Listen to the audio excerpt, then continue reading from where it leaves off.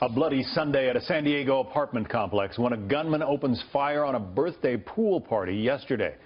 One person was killed, 7 more injured in the shooting. The gunman was shot and killed by police just as he was reloading his weapon.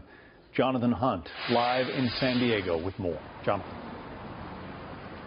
John, it started as a scene of celebration, a birthday party around a pool. It ended in a scene of horror. Blood on the ground all around that swimming pool. One woman shot dead, half a dozen others injured as a gunman, apparently without warning, opened fire.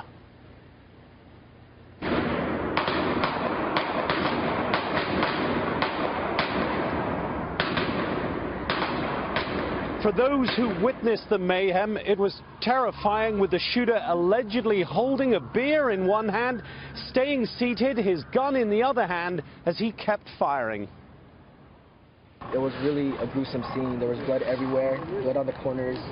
You see footprints on the ground, and there were bloody footprints showing that they were running away from the scene.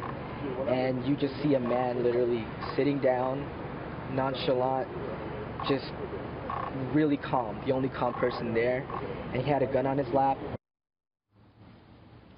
A police helicopter was over the scene within minutes and reported the gunman reloading just as other officers arrived on the ground. The suspect engaged the suspect, saw that the suspect was still armed. The suspect pointed the gun at our officers, and 3 of our officers fired on the suspect.